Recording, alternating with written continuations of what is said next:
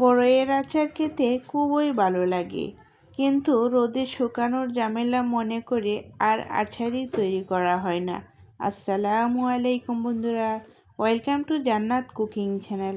আজকে তৈরি করব কাঁচা বড়ই দিয়ে আচার। রোদে শুকানোর ঝামেলা ছাড়াই এই আচারটি তৈরি করব। কেউ বুঝতেই পারবে না আচারটি কাঁচা বড়ইয়ের আচার। আশা করছি রেসিপিটা সবার কাছে খুবই ভালো লাগবে। রেসিপিটা ভালো লেগে থাকলে একটা লাইক দিয়ে সম্পূর্ণ ভিডিওটি দেখে নেবেন আর চ্যানেলটি সাবস্ক্রাইব করে রাখবেন।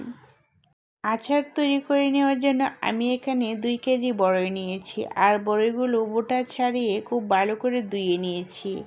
আর এই বড়ইগুলো দেখেন কত সুন্দর, অনেকটাই পেকে গিয়েছে, আর বড়ইগুলো মোটামুটি ভালোই মিষ্টি। এখন বড়িগুলো সাইড করে রেখে দিয়েছি আর চুলায় একটি প্যান বসিয়ে দিয়েছি। আর এখানে আমি ছোট সাইজের একটা প্যাকেট মশলা নিয়েছি, আর এটা কিন্তু আচারের 5 ফোড়ন মশলা। মশলাগুলো খুব সুন্দর করে তেলে ঠান্ডা করে আমি মশলাগুলো গুঁড়া করে নেব। এখন আমি মশলাটা সাইড করে রেখে দিয়েছি আর চুলাতে একটা প্যান বসিয়ে দিয়েছি 1/3 কাপ সরিষার তেল, আর দিয়েছি 1 টেবিল চামচ রসুন কুচি। রসুনগুলো কিছুক্ষণ আমি ভেজে নিয়েছি তেলের মধ্যে। এখন দিয়ে দিয়েছি 3টি শুকনো মরিচ। মরিচগুলো আমি কিছুটা ভেঙে দিয়েছি। কিছুক্ষণ ভেজে নেব মরিচগুলো তেলের মধ্যে। এখন দিয়ে দিচ্ছি এলাচ, দারুচিনি, তেজপাতা। বাগারের মধ্যে যদি এলাচ, দারুচিনি, তেজপাতা দেওয়া হয় তাহলে দেখবেন খুবই সুন্দর একটা স্মেল বের হয় আর আচার খেতে খুবই ভালো লাগে। এখন দিয়ে দিচ্ছি 1 টেবিল চামচ আদা রসুন বাটা। আদা রসুন বাটাটা আমি তেলের মধ্যে কিছুক্ষণ ভেজে নেব, তাহলে দেখবেন আদা রসুনের কাঁচা গন্ধটা চলে যাবে।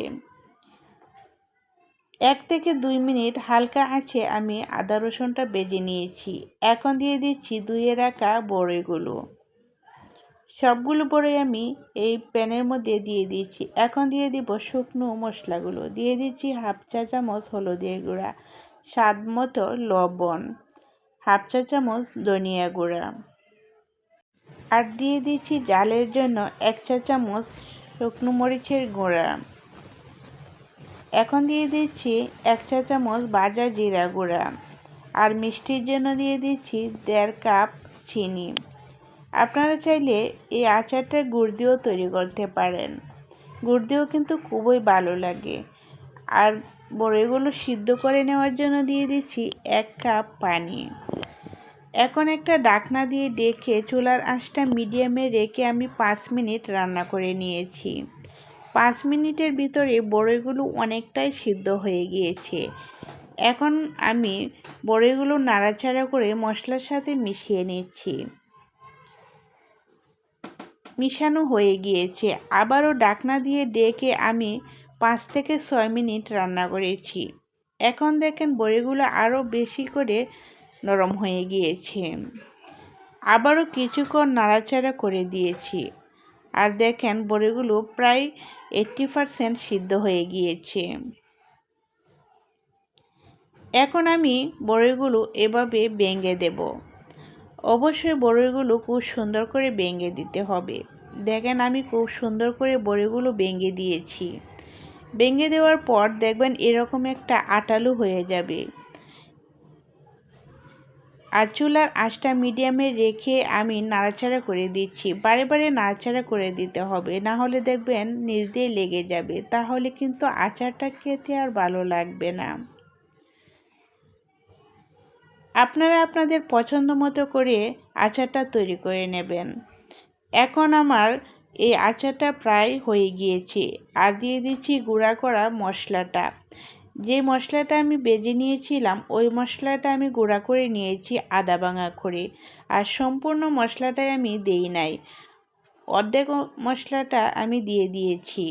সম্পূর্ণ মশলাটা যদি দেওয়া হয় তাহলে আচার আর খেতে ভালো লাগবে না, অনেক বেশি মশলা হয়ে যাবে।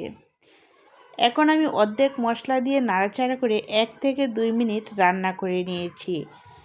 এখন আমি আচারটা চুলা থেকে নামিয়ে ঠান্ডা করে সার্ভ করে নিয়েছি। আর দেখেন কত সুন্দর হয়েছে, আর কেউ বুঝতেই পারবে না এই আচারটি কাঁচা বড়ি দিয়ে তৈরি করা হয়েছে।